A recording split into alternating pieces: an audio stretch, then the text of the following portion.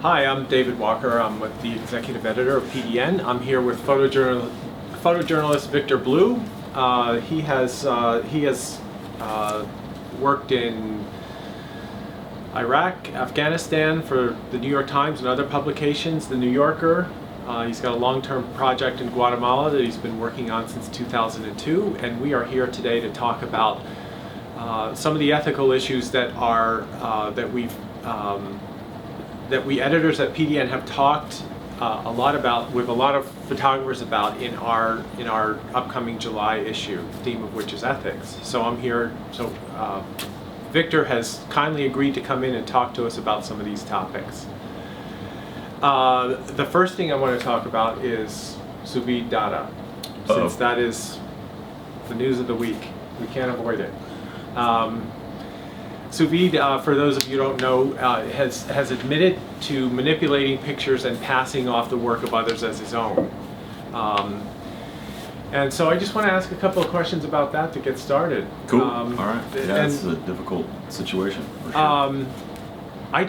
So the first question I want to ask about is things like this have happened before, and the first question is who does this damage? How much damage does it do? And is there any redemption for him or photographers just in general who do something like this? Well, I think it's damaging, first of all, to his readers, to the people who consume or read or look at his pictures. And that's, in my view, ultimately who we serve. We serve our readership, and he's lied to them, right? Secondly, it damages subjects who put their faith in him to honestly tell their story, people who live in extremis, people who live at the margins of their societies, who deserve to have their stories told, deserve to have their voices heard. And at the end of the day, he compromised that relationship. He kind of sold them out. And then, of course, a little further down the line, like third string, he has betrayed his industry, his colleagues, and his discipline. As journalists in general, especially as photojournalists, especially photographers who attempt to go out in the world and tell stories about people living in difficult circumstances, our credibility is the currency we trade in. That's the thing that we have to offer up. That's the thing that we most jealously have to maintain. We have to nurture it and protect it. And when a situation like this comes out, it's damaging to all of our credibility, not just his own, and that's a difficult thing for all of us to deal with. So is there redemption for this? I mean, I don't want to talk about him specifically, but in general, when this happens, and it has happened before, should there be a pathway back or not? No, I don't think there should be. I believe that once you've compromised that, again, as I said before, because your credibility is your only currency, the only thing you have to offer. Once it's compromised, I think it's almost impossible to get it back. And as you said, the list is long. We could run their names down right now. I'm probably doing it here, but no, the list is long, and I don't. We know who they are. But again, I don't think it serves us to, and not that I want to do that, but it doesn't serve us to kind of sweep it under the rug either. Like, as an industry and as a discipline, we have to be really straight up about our failings, how much of those failings are personal on the part of the people who've done these things, how much of the failings we all share the responsibility for as an industry and as a discipline, and we got to be straight up about them. Now, I don't think that once you've committed a transgression this serious, or other folks who've done it as well, I think that it doesn't mean you've committed a crime. It doesn't mean you're going to jail. It doesn't mean that no one should like you, but it does mean you have to leave our discipline. You have to leave our industry, and it does mean that everything you've done up to this point is compromised. It's hard for me to believe in the veracity of your work if you tell me, oh, well, it's just that one day I did that thing. Yep. And how many examples are there where we've gone back through the record, gone back through their archive, and it's obviously a pattern. Once you've lied to me once, it's hard for me to believe you again. At least in this regard, this is not a loved one. It's not. This is a profession, and we have to treat it that way. Right. Okay. I want to ask about this is there are a lot of photographers who've done this, including some well-known photographers, and so the question is there pressure to cut corners? You know, lots of people are doing it. What's causing this? Why are people cutting corners, and what's the pressure to do it? Well, I think it's a couple of factors. Of course, the main one I think most people would cite, I think is true, is there is a increasing pressure in the industry to be successful. There's an increasing competition. Our industry, the news industry, especially the photography industry, is shrinking rapidly year on year. We all feel it. We all know it, right? And so we're all in a position of trying to come up, for lack of a better term, to be successful in this industry. And we differentiate ourselves, unfortunately, more often than not, in the aesthetics of our images, and how powerful our images are, individual pictures. And I think that gets us into trouble. I mean, I think that there's, because of that need to differentiate ourselves through awards, through grants, through kind of external validation, through kind of, inside baseball industry kind of pecking orders, then that there's a real pressure there to have the most dynamic, impactful images, and people feel a pressure to, move the line a little bit, to like step over it as long as nobody sees. Now, obviously, in Savid's case, that it was like a really egregious one. It was like so obvious, but there's been a lot lately that have also been that were born from the same kind of desperation, the same kind of willingness to move the line for their own personal gain. And again, like I said, I think the industry has a responsibility to address this. Yeah, I think we're talking about photographers who have photoshopped images, who have set them up. The setting up is, that's a real problem. I'm wondering what's the solution? Well, I mean, I think the solution is, I think it's already there. And I personally believe that, 90% or above 90% of photographers who are out working every day are doing so in a responsible, ethical, honest way. I don't think the majority of photographers are lying to us. That's just not true. Like we that's borne out again and again. But and the solution is already there. These are not. Everybody knows the score. Everybody knows the rules, more or less where they land. These examples are not examples of people who are like, well, I thought this was okay to do. No, it's always a question of people go back and look at what they did, and you're like, man, you broke a rule. And the good thing is that key difference or that key phrase, you broke a rule, is that in this industry, in this discipline, we have an established set of norms, of guidelines. And if you do something outside of those, you've transgressed those. Well, let's enumerate them really quickly. Are there a whole slew of them, or are there just a few basic ones that? Well, I think that, I don't have it in front of me, but I think a good place to start is the MPPA Code of Ethics, right? Like when you enter the National Press Photography Association contest every year, you check a box, you read this, you read the MPPA Code of Ethics, and you check a box, you say that the work that I'm entering in this contest was made in a way that or made underneath this rubric of norms and guidelines. It was not, that I adhere to these rules. And you say that, and now the World Press Photo Award has a similar kind of thing. And so I think that. So the rules including, I'm not there, I don't have them in front of me, so I don't know exactly what they say, but I presume it says no, adding or removing elements. But Photoshop. It quickly gets into an aesthetic judgment and not a clear-cut violation. I think that's true, and I think that that's a really good point. And I think that that's a place that we kind of, in this discussion, we get twisted up about.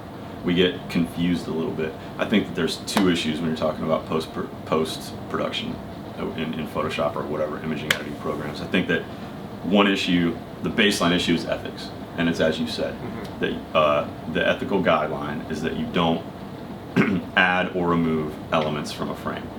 And you don't obscure elements by either burning them down to black so they're hidden details, or by burning them up or dodging them up to white so that you can't see them, right?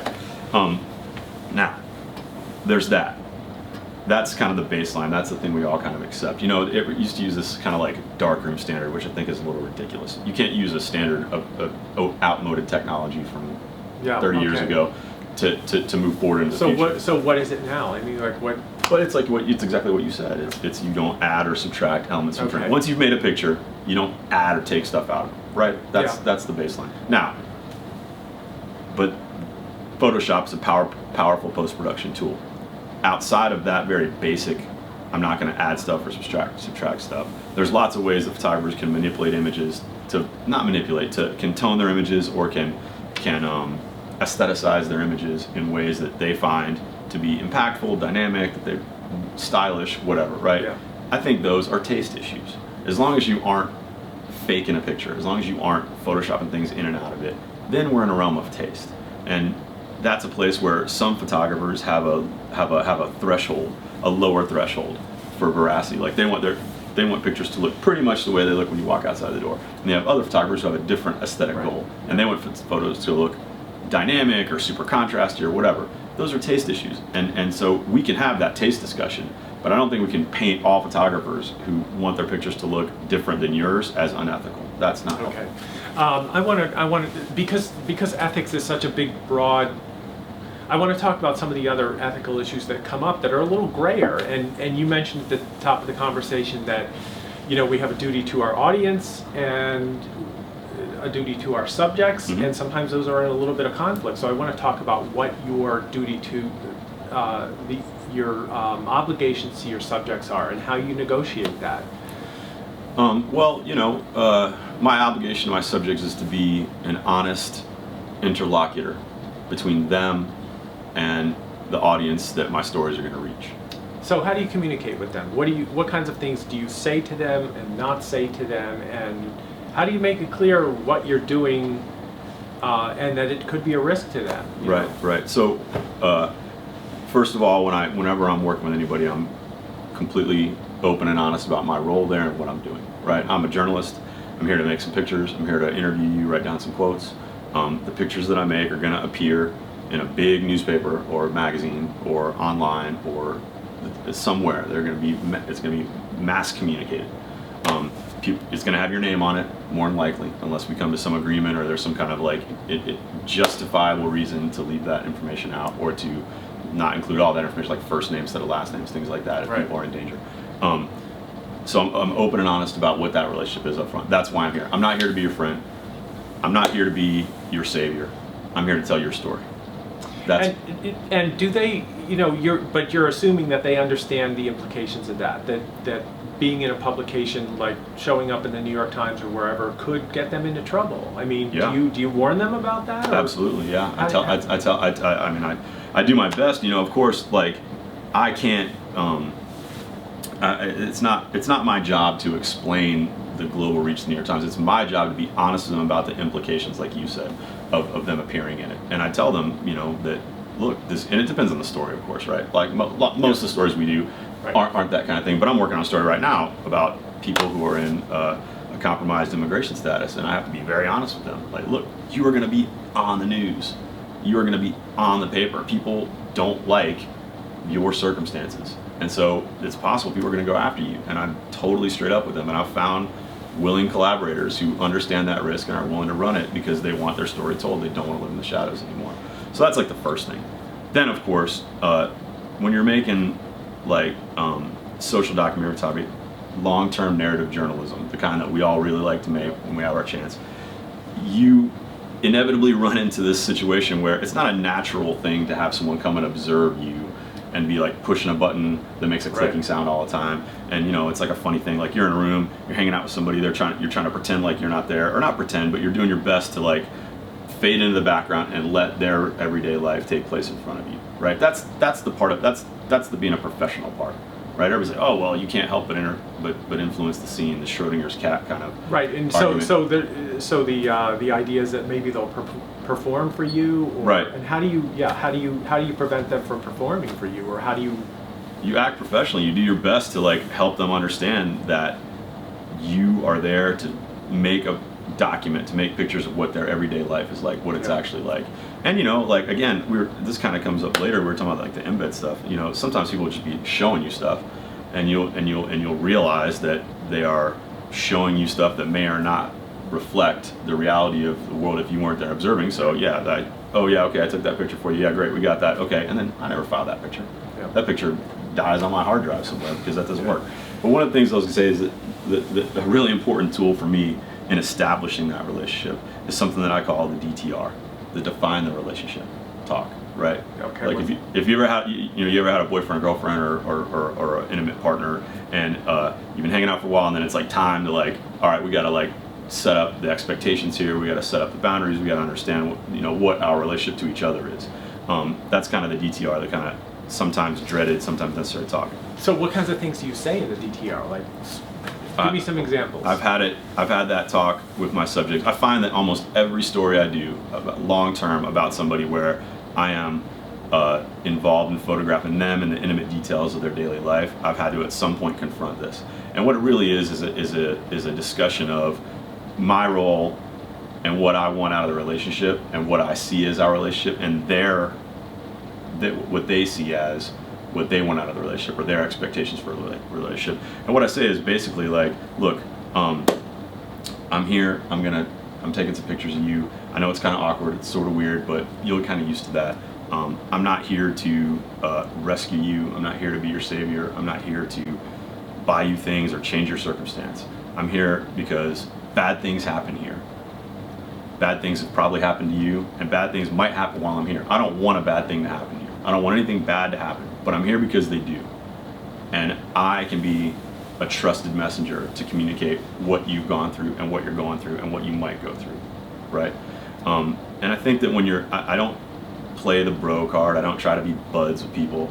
I'm like very honest about like why I'm there and what the nature of our relationship is. And I think that in my experience, people really respect that. People understand that people respect that you are being upfront with them, yeah, and you're not trying to fool them. Victor, I want to ask about this. I want to ask specifically about intervention and what you will or will not do for a subject. I mean, can we talk about that a little bit? Yeah. Because maybe they have expectations, and they ask you for things. Let's start there. What do they ask? What kinds of things do people ask you for? I mean, I've had people ask for like weird, like most of it's like quotidian stuff. People are like they want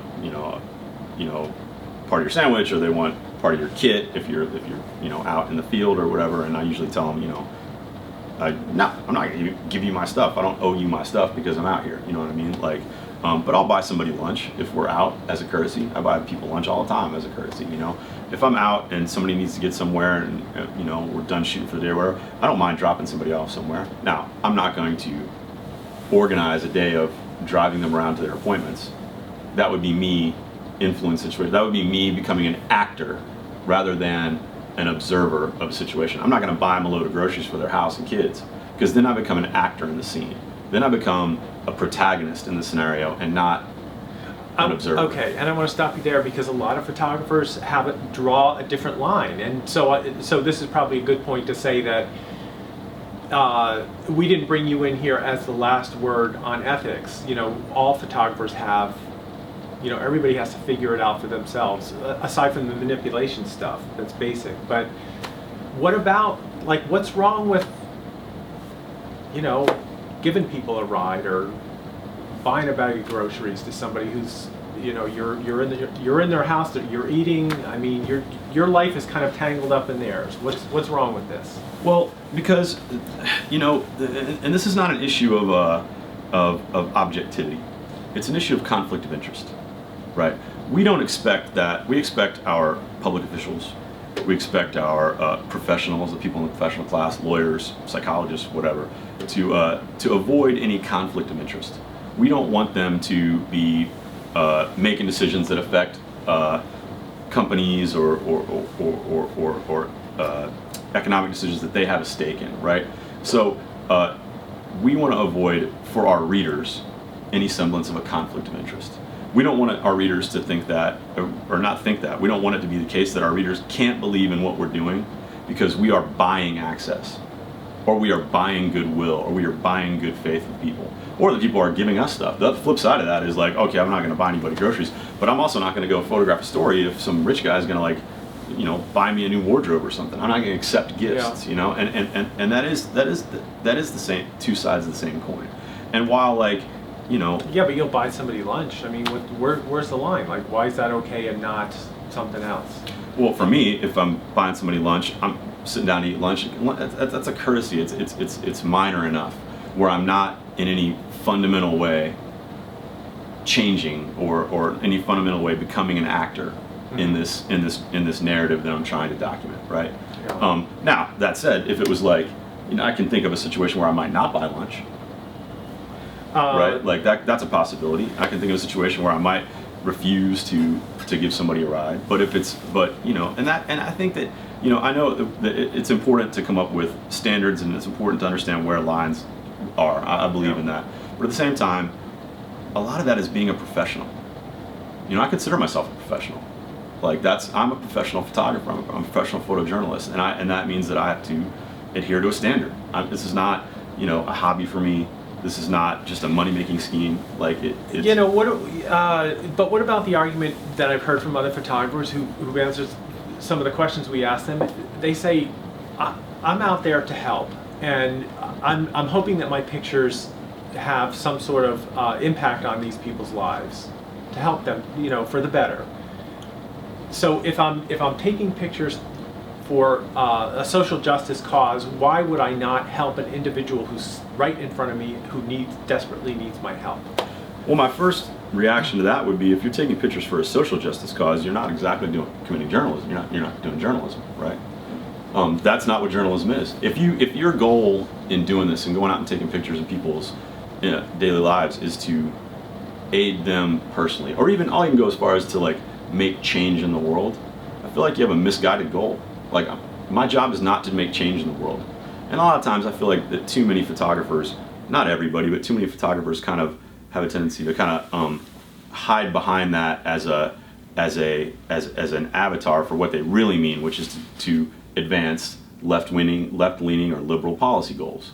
Now the problem with that is that can also be the flip side of another coin, right? Like, I could say, I want to create change in the world, so I'm going to go do a story about all the great things that BP has done on the Gulf Coast to advance their legislative goals in Congress. Okay. Now that would be the exact same thing. Yes. At that point, I would be a propagandist. Okay. I would no longer be a journalist. So why are you in it then? Like, if you're not in it to have some effect on the world, then why are you doing it? So creating change is not the same thing as having some effect on the world. I'll tell you exactly why I'm in it. I'm in it to create a documentary record of our life and times. I'm in it. My goal is not to create change in the world. My goal is to make sure that members of my society, readers that I serve, have the information to make informed decisions about their economic, political, and social lives in their communities. That's why I do it. So that people know, so that people have what they need to make decisions in their day-to-day lives about who to vote for, about how to spend their money, about how to organize their communities. I'm not trying to, of course I want the world to be a better place, but we can disagree about what that is. But what we can't disagree about is the objective truth that these events happen in these places, and this is the result. Like, we can, I'm not a security camera. I'm not necessarily just a fly on the wall. I'm an interpreter. I interpret events, but I do so, and this gets back to the professional part, honestly and faithfully, right? I'm not trying to, I'm trying to minimize the amount that I'm trying to minimize my own baggage, my own. Okay. This takes us right into a discussion about the ideas of objectivity and neutrality and whether those things exist. You just use the term, you're trying to get the objective truth. Is it objective truth? Is there an objective truth? Is that possible? Do you consider yourself objective? Okay, so I feel that this idea of objectivity is kind of a bat that we use to beat ourselves up with, and that a lot of folks use to beat journalism up with, right? And it's much more complicated than that. I think that objectivity has been misinterpreted to refer to the aim of journalism. But it's actually, the idea of, for me, the importance of objectivity is in the process of journalism, right? That I go out into the world, I observe people, events, pretty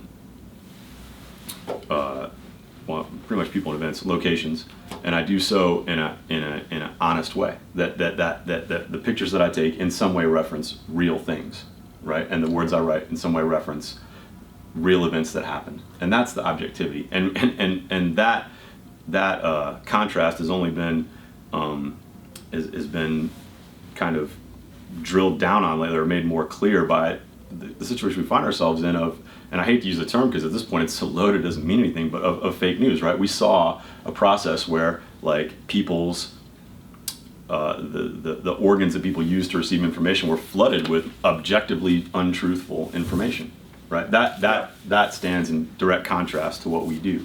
Now, you know, if you want to talk about do you consider yourself, are you Victor Blue, are you neutral and objective? The way that I define my approach is always independent, never neutral, right? I think Noctaway said that in some documentary or something. I'm always independent. That means is that I'm never beholden to any certain government, political interest, corporate interest, or even unquestioned orthodoxy, right? But I'm not neutral. Like if I'm in a situation and like, you know, there's a horrific thing being done right in front of me, I'm not neutral. I'm obviously, you know, I'm going to communicate the horror and the concern and the effects on folks of forces outside their control, right? Mm-hmm. I'm not neutral in the face of injustice or unfairness or crime or you know. But at the same time, you just said a few minutes ago, you're not trying to change the world. I mean, you're not. Those are two. That's a lot. That's two completely different things. I'm not trying to change the world. I'm trying to make sure that everybody knows of the horror that these people suffered. Okay. And once they know, they can decide for themselves. Do I vote for the same people I voted for before, or do I vote for somebody else who's going to prevent something like that from happening? That's my goal. There's nothing I can do as an individual to change that, right? These are forces that are bigger than a photography, and I don't think that's an appropriate goal for photography, to change the world. If you want to change the world, go be a nurse. You ever see what nurses do? Seriously, have you ever seen what nurses do? They change the world every day. Or go make political. If you want to change the world, go make political ads. The profession is just full of people who want to change the world, and I just have trouble dismissing them like this. I mean, I don't want to dismiss them. What I would like them to do, people who I would like people who want to change the world to think about why they're in photojournalism. Like, I don't think that, and if you want to change the world in other kinds of ways that aren't in your professional life, that's fine too. But I don't think that photojournalism is an appropriate vehicle for changing the world. And I think that informing people and creating an honest record of our life and times is a noble enough goal. In fact, I think it's a more noble goal. I don't want to be a partisan. I don't want to be a protagonist. I don't want to be, and it's not to say that I'm not on a side or another side. I don't want to be beholden to any certain political viewpoint, right? Yeah. I want to be viewed as a good faith, again, to use the word, interlocutor, a good faith messenger. Okay. You know, before we sat down here, we were talking about, I guess I just want to go back a little bit and talk about the advocacy and sort of, you know, there are a lot of people trying to change the world, and there's a shift in the aesthetics and the thinking about what photojournalism is, and it's evolving. We're being. I'm being. Let's go to yes. I'm being directed. Well, the director has told us that. Okay, so let's just jump to the embeds. All right. Let's talk about embeds. I don't want to go into quicksand here. Okay, so you know, when you're embedded, or when you're working, you know, when you're getting access through an NGO, or when you have a minder, these are all things that influence your objectivity. And so I'm wondering, how do you negotiate this? Because you are under the influence of somebody who you're dependent upon, especially with an embed. Well, I might change like just the wording of that a little bit. I don't think it influences your objectivity. It influences your access, for sure. And you don't think that it influences you pull your punches, or you know, because you want to keep your access. Well, again, so like I said, it influences your access, your ability. It might influence, and you know, people. So it's a sticky problem. I'm not going to lie to you. It's difficult. Yeah. And you have to, but again, I'd like to make a play for, or make a claim for professionalism here, right? This is where being a professional comes into it. This is where you prove or disprove your, how good you are at navigating these difficult situations. So like, there's a whole kind of history around, or at this point it's been, 14 years since the Iraq War first kicked off, and the Pentagon developed this idea of the embed program. And there's been tons of debate on either side of this. There's been folks who claim that it was compromising of a journalist's objectivity and made it impossible to make fair work. There's people who believe that it was, an unalloyed good. I think that at this point, history's kind of decided that embed programs are like anything else. They're good and they're bad, and you have to figure out how to navigate them to make honest, effective work. Now, in my personal experience, I've never been, pardon? Like, what do you do to make, to avoid these issues with them? Right. Well, in my personal experience, I've never had a situation where I've been effectively censored by the military. Now, I know what those lines are. I haven't been in a position personally to ever have to contravene those lines, right? Like, one of the things that was a big deal in Afghanistan was like if you photograph dead U.S. soldiers, right? If you publish a photo of a dead U.S. soldier, you were unlikely to be invited back for another embed. Now, me personally, I was never in a position to publish a photograph of a dead U.S. soldier. I never saw a U.S. soldier die in front of me, fortunately, But I know. What? Can you imagine what you would have done? I mean, I would have shot the photo, published it, and then had my access curtailed because of that. No, full stop, no problem. Absolutely, I would do that in a second. I wouldn't think twice about it, right? And the photographers who did that and had their access curtailed, it'd be hard for me to think of an example of somebody who regretted that. Well, I'm thinking with the newspaper you work for. I'm not going to name them, but I mean, we know who it is. They wouldn't publish it for the same reason. Yeah. Chances are it would not be an issue for you because they would not publish it. I mean, well, that depends. I wouldn't be able to spec. I think that would depend circumstantially. I think that big news organizations do have. These are not easy questions to answer. But we're talking about my role as a photographer, what I'm going to do, right? And so like a big news organization like the AP or the New York Times or Reuters. Like, there is a question there about access. Like, which does it serve? Do we publish one really graphic photograph that gets us kicked out? Or do we pull that punch, but we're continually able to tell this story? Which one serves our readers better, right? Those are complicated questions that people get paid a lot more money than me to figure out. Yeah. But as a photographer, for me, I haven't had to confront that. And if I do, I hope that I'll conduct myself professionally and without, and I won't be beholden to my own interest as a photographer or the interest of the Pentagon. Now, NGOs. Yeah, I was going to ask about that. That gets thorny. That gets complicated. I've had experiences where I've worked with NGOs in the past that have been open, respectful of my work, and allowed me to do what I had to do to tell an honest story. Working with you, meaning working for, or just not they're for. providing access? Don't think I worked for an providing NGO. You transportation. Providing access to their facilities, yeah. Okay. I did like a long story about this emergency room in Afghanistan. I spent a month in this emergency room in Afghanistan. I photographed people who had been blown up. It was an amazing experience. It was a great experience. And then I did another story about another NGO, or where another NGO was involved, that tried very hard to block what we were finding out, to block our ability to find out what had happened in that facility, and that was very hard. And we had to, myself and the writer I worked with, be very smart about how we got around that. And we eventually did get a story that they did not want us to find out. And so, how did you get around it? I mean, you just published it and lost your access with them, or what? No, I don't think. I mean, I don't have a ton of access to them anyway. But what we did was we went and interviewed people that they didn't want us to talk to outside of their earshot. We conducted ourselves as professional journalists. That's our job, right? You know? And I think that in the end served our readers very well, you know. And so, and again, this is the thing. I think the thing with NGOs is that we have to become a little more mature. I think we give them too much deference. We have to recognize that they are players in a lot of these events and a lot of these issues that we cover, and we have to cover them as players in those issues in a way that they're not necessarily always going to be,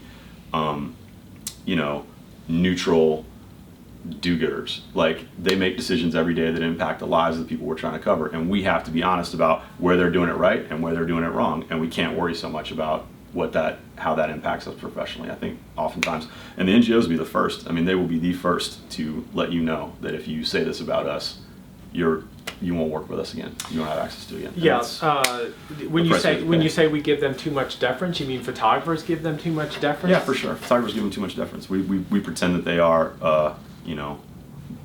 the saviors of the world, and we don't recognize the role they play in and if they're doing great work, then yeah, great, awesome, then we'll highlight the great work they do.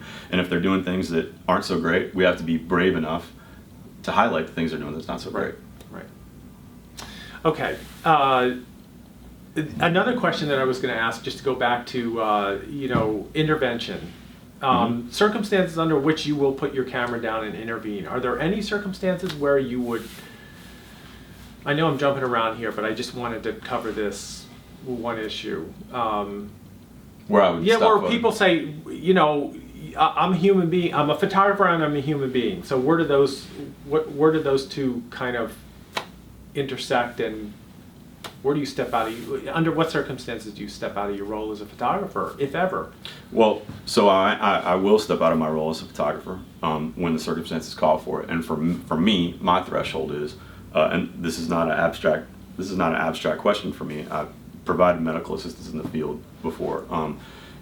I've been in situations where there are injured people and they're receiving medical treatment, and in circumstances in which it was not ethically reasonable or the right move for me to put my camera down and intervene because they were receiving treatment from somebody else, right? So I'm not going to push somebody else out of the way and start providing treatment,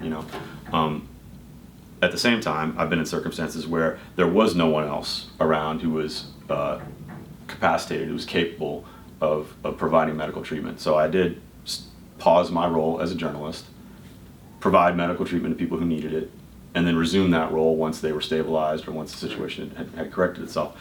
I think that these are questions that they seem more complicated than they are in the moment. In the moment, it's not that crazy. Like, you kind of just know what you need to do.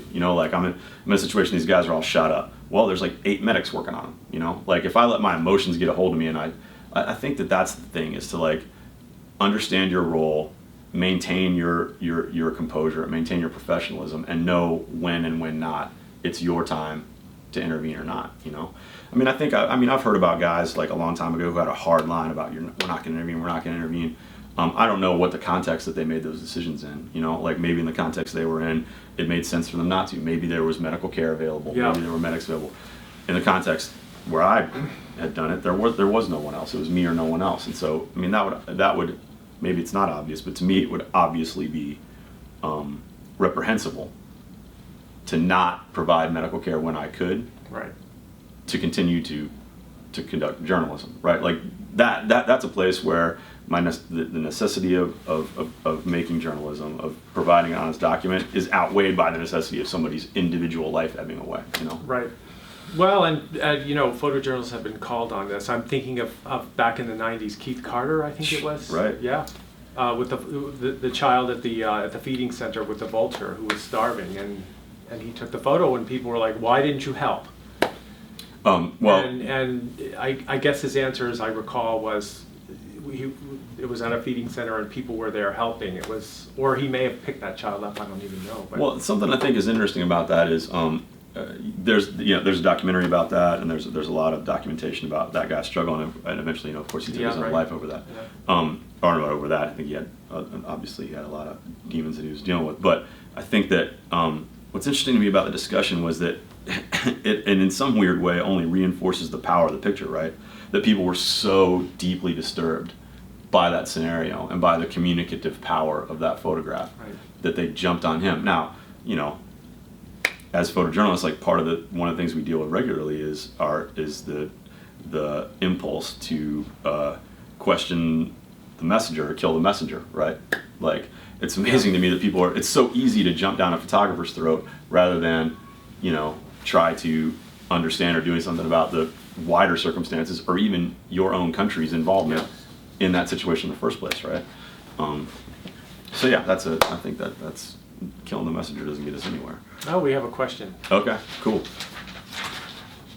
Emma from Facebook asks, is true documentary photography a dying trade?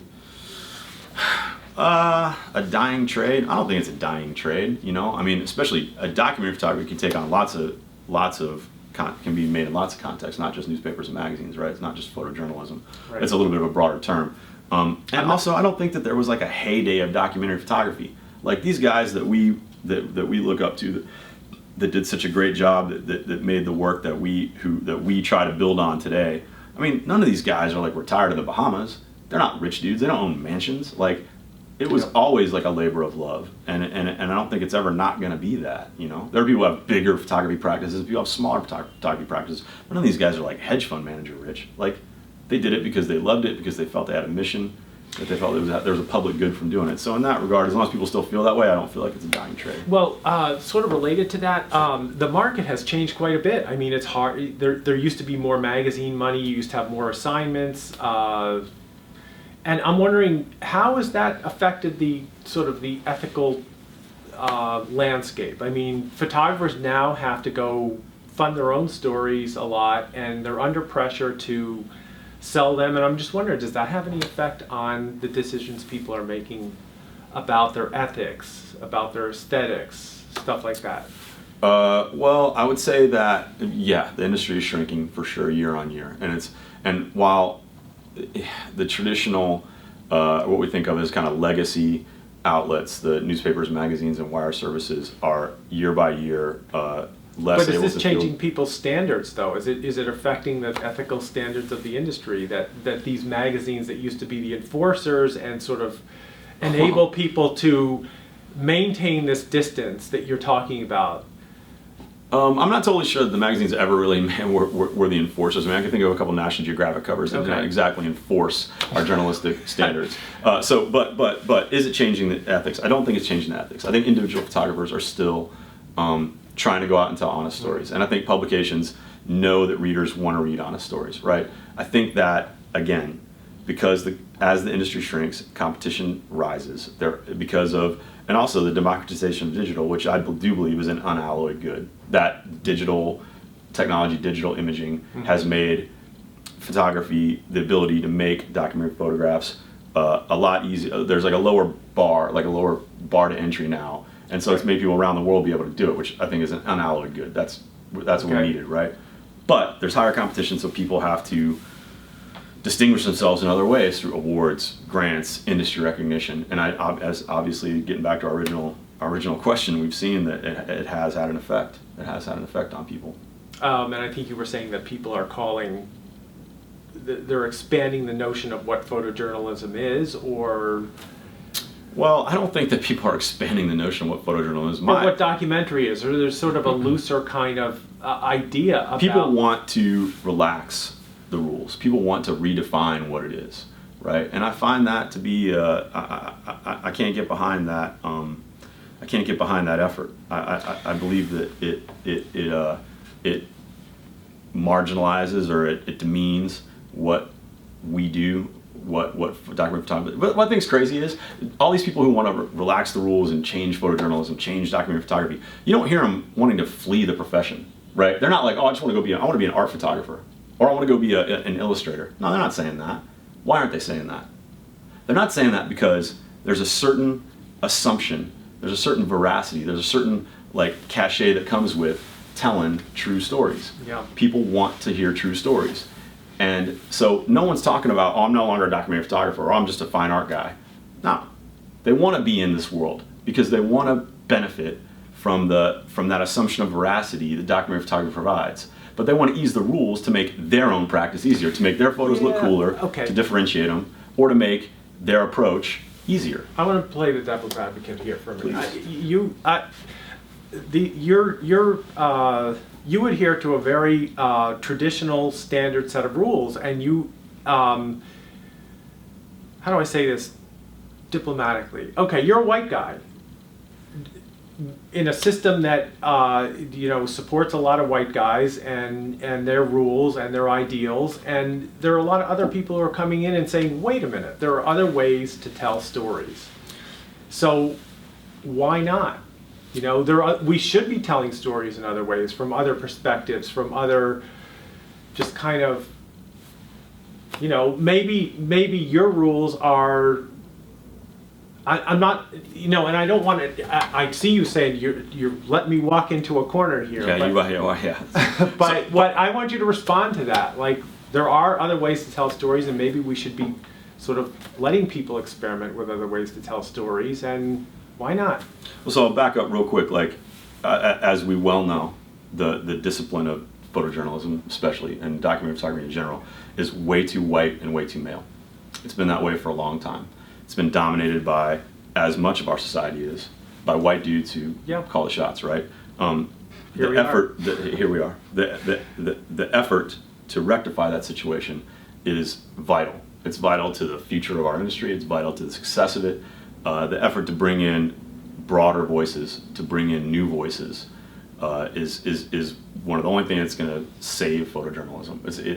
It's been long overdue, and it's happening at too slow of a pace. Right.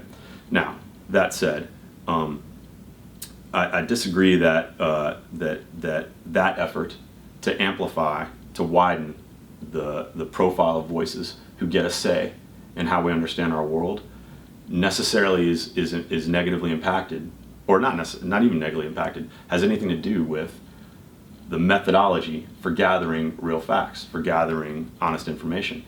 And I think that it's two different things, right? Like, telling stories in different ways is one thing. Telling stories that don't adhere to a kind of standard of proof, a kind of standard of ethical investigation, those are two different things. So yeah, of course I want to hear stories told in different ways, but I don't want to hear but I think it demeans the efforts of third world photographers from developing countries, female photographers, racial and ethnic minorities who are photographing, to say that, oh, well, now we're going to listen to you guys, now we're going to relax the rules. You guys don't have to play by the rules anymore. It demeans their efforts. I mean, the number of journalists are getting murdered in Mexico right now for telling the truth.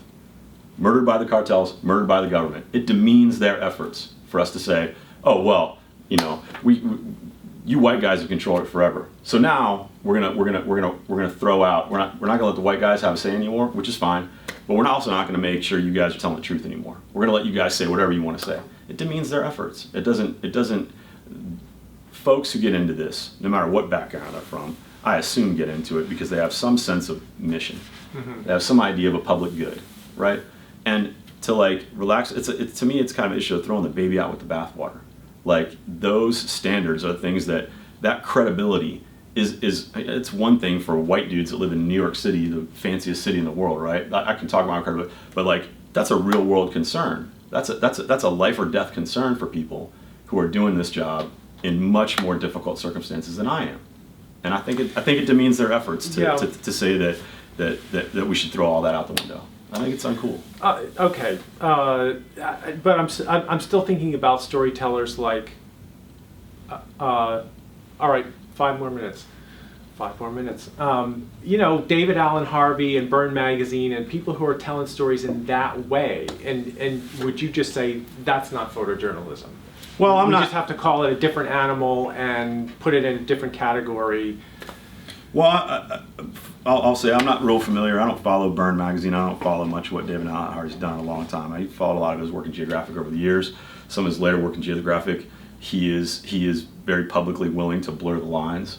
He photographs people that are not, and presents, and they are presented in the magazine as documentary subjects of his when they are often not. And he's interested in, and again, I don't want to talk about any particular photographer or get any kind of controversy about that, whatever. But at the end of the day, like, yeah, that's not photojournalism. It's definitely not photojournalism. And is it documentary photography? I don't know. I'm not totally sure it is. It seems to me like art photography, and it gets back to my original point. And it gets called fine art documentary. Fine art documentary, great. Yeah, okay, super. Like, okay, fine, but like, if fine art documentary photographers want to define, even for themselves, a set of standards that they're going to adhere to, that they can all agree on, and that we as viewers of their work can use to approach their work with a degree of understanding, that's great. You know, I do work all the time. I do projects about my family and friends all the time.